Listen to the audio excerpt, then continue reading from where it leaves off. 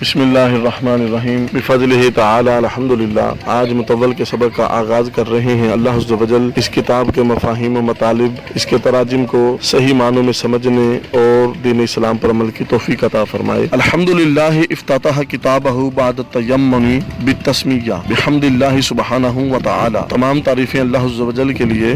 مصنف علیہ الرحمہ نے بسم اللہ سے برکت حاصل لینے کے بعد اپنی کتاب کو اللہ سبحانہ و تعالی کی حمد سے شروع کیا ہے۔ کیوں شروع کیا ہے؟ اداء لحق شیء مما یجب علیہ من شکر نعمائہ التی تعلیف ھذا المختصر اثر من آثارہا۔ اس شے کے حق کو ادا کرنے کے لیے جو اس پر واجب ہے، یعنی اللہ کی نعمتوں کا شکر، جن کی علامات میں سے ایک علامت اس مختصر کی تالیف ہے۔ والحمد هو الثناء باللسان علی الجمیل سواء تعلق بالفضائل او بالفواضل۔ حمد کی تعریف، حمد وہ زبان سے افعال اختیاریہ پر تعریف کرنا، چاہے اس کا تعلق فضائل سے ہو یا فواضل سے ہو۔ شکر کی تعریف کیا ہے؟ والشکر فعل ينبئ عن تعظیم المنعم بسبب الانعام سواء كان ذکرا باللسان او اعتقادا ومحبتا بالجنان او عملا وخدمتا بالارکان۔ شکر ایسا فعل ہے جو انعام کرنے کے سبب منعم کی تعظیم کے بارے میں خبر دیتا ہے، چاہے اس کا تعلق زبان کے ذکر کرنے کے ساتھ ہو یا دل سے اعتقاد اور محبت کرنے سے ہو یا اعضاء سے عمل اور خدمت کرنے سے ہو۔ اب مصنف ان کا مورد بیان کریں گے حمد کا اور شکر کا، تو حمد کا مورد بیان کر رہے ہیں۔ فمورد الحمد هو اللسان وحده ومتعلقه يعم النعمة وغيرها، ومورد الشكر يعم اللسان وغيره ومتعلقه يكون النعمة وحدها، فالحمد اعم باعتبار المتعلق واخص باعتبار المورد والشکر بالعکس۔ حمد کا مورد اکیلی زبان ہے۔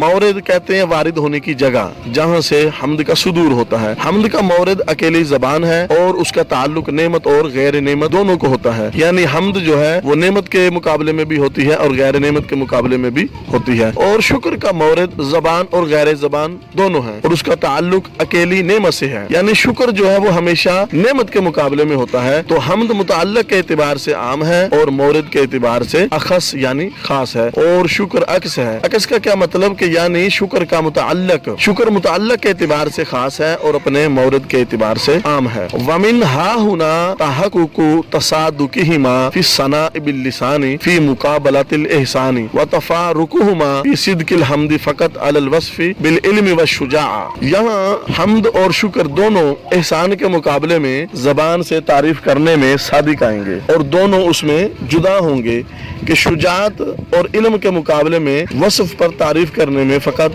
حمد صادق آئے گی۔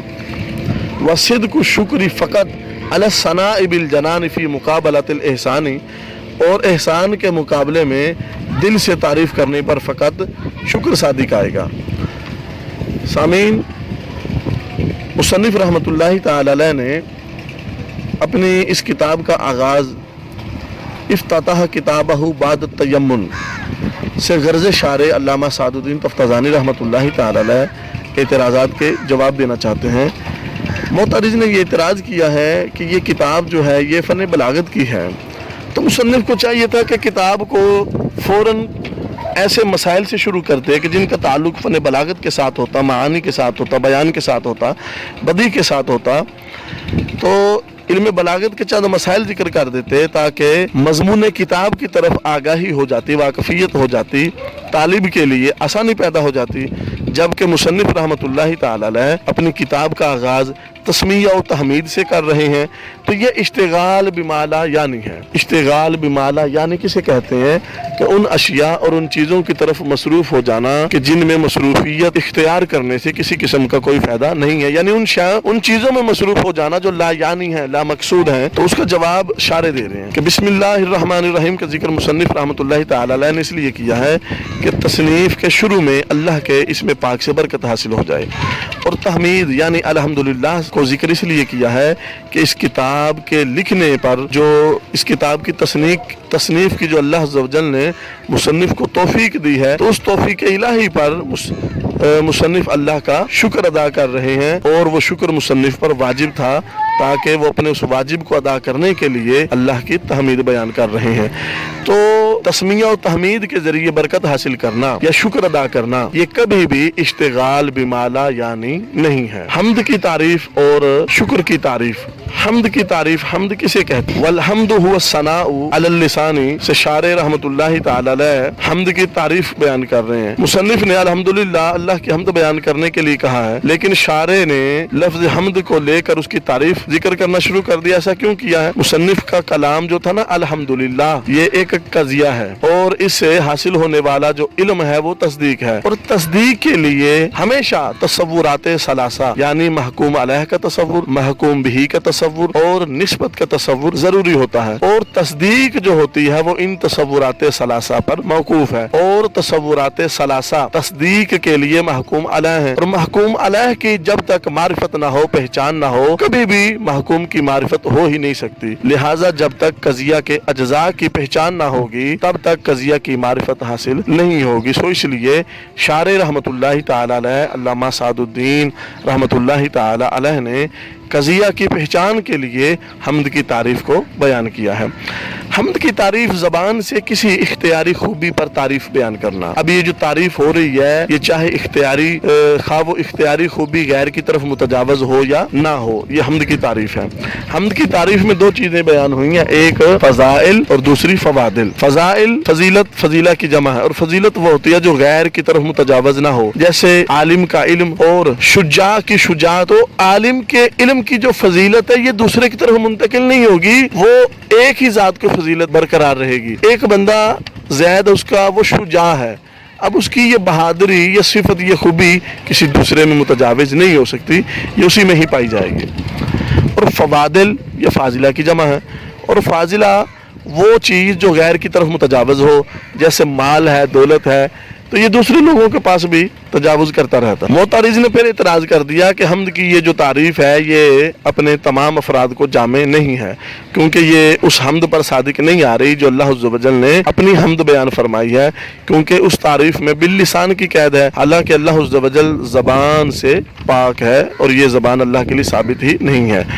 تو اس کا جواب ملاحظہ کیجئے کہ حمد سے مراد عام حمد نہیں ہے، بلکہ حمد سے مراد خاص حمد ہے، یعنی وہ جس کے فاعل بندے ہیں۔ ایک اور جواب ملاحظہ کر لیجئے کہ یہ حمد مطلق کی تعریف ہے، لیکن یہاں لسان سے مراد وہ خاص عضو نہیں جو ہمارے منہ میں ہوتا ہے، بلکہ لسان سے مراد ہے ما یصدر عنہ الحمد، یعنی ہر وہ چیز، ہر وہ شے جس سے حمد کا صدور ہو۔ تو اب یہ تعریف اس حمد کو بھی شامل ہو گئی جس کا فاعل اللہ عز و جل ہے۔ مدح کسے کہتے ہیں بھائی؟ مدح هو الثناء باللسان علی الجمیل الاختیاری او غیر الاختیاری، زبان کے ساتھ تعریف کرنا کسی خوبی پر، خواہ وہ خوبی اختیاری ہو یا غیر اختیاری ہو۔ حمد اور شکر کے درمیان جو نسبت ہے وہ عموم خصوص من وجہ کی نسبت ہے، اور جہاں عموم خصوص من وجہ کی نسبت پائی جاتی ہے وہاں تین مادے بھی پائے جاتے ہیں، ایک مادہ اجتماعی ہوتا ہے اور دو مادے اشتراکی۔ اشتراکی کا معنی جدا جدا، علیحدہ علیحدہ۔ مادہ اجتماعی کی مثال جیسے کسی نے دعوت کی ہے، عمر نے زید کی دعوت کی، تو مدعو کون ہے؟ زید، تو زید نے عمر سے کہا آپ کا جناب شکریہ، یعنی دعوت دینے کا شکریہ۔ تو یہاں پر حمد بھی پائی جا رہی ہے کیونکہ حمد تعریف زبان سے ادا ہوئی ہے، اور شکر بھی پایا جا رہا ہے کیونکہ یہ شکر ایک نعمت کے مقابلے میں زید نے ادا کیا ہے، اور وہ شکر کیا ہے؟ عمر کا زید کو کھانے کی دعوت دینا۔ مادہ اشتراکی کی مثال، پہلی مثال جیسے آپ کسی کی یوں ہی بغیر عطیہ کے تعریف کر دیں، کسی نے آپ کو کوئی شے نہیں دی، تحفہ نہیں دیا، تو آپ اس کی تعریف کر رہے ہیں، تو یہاں ہم تو پائی جا رہی ہے لیکن شکر پایا نہیں جا رہا۔ کیوں؟ شکر نعمت کے مقابلے میں پایا جاتا ہے، اور یہاں ہدیہ کسی نے دیا ہی نہیں، بغیر ہدیہ کے تعریف ہو رہی ہے۔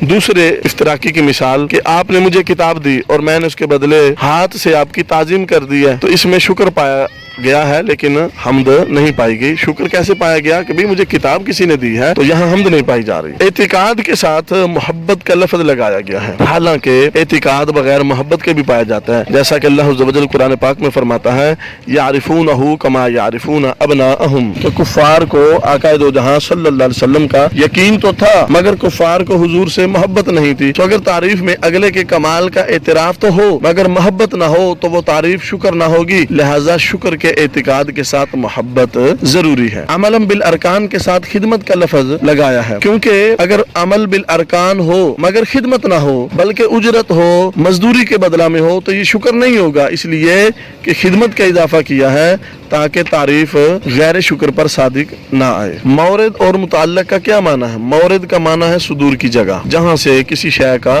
صدور ہوتا ہے۔ تو فمورد الحمد هو اللسان سے غرض اشارے حمد اور شکر میں جو تعمیم اور تخصیص ہے وہ کس اعتبار سے ہے، اس کا تعین کیا گیا ہے۔ تو مورد ما یصدر عنہ شیء، جس سے شے صادر اس کو مورد کہتے ہیں، اور متعلق وہ ہوتا ہے جو شے کے صدور کا باعث اور علت بنے۔ حمد اپنے مورد کے اعتبار سے خاص ہے کیونکہ حمد کا مورد صرف زبان ہے، اور متعلق کے اعتبار سے عام ہے کیونکہ اس کے مقابلہ میں نعمت ہو یا نہ ہو حمد ثابت ہو جاتی ہے، اور شکر مورد کے اعتبار سے عام ہے کیونکہ اس کا مورد لسان بھی ہے، ارکان بھی ہیں، دل بھی ہے، یعنی شکر زبان کے علاوہ ارکان سے بھی ادا ہوتا ہے اور دل سے بھی ادا ہوتا ہے۔ تو متعلق کے اعتبار سے شکر خاص ہے کیونکہ یہ صرف نعمت کے مقابلہ میں ہوتا ہے، غیر نعمت کے مقابلہ میں نہیں ہوتا۔ آج کے سبق کا اختتام ہوا، دعا ہے اللہ عز و جل اس کتاب کو صحیح معنوں میں سمجھنے کی توفیق عطا فرمائے۔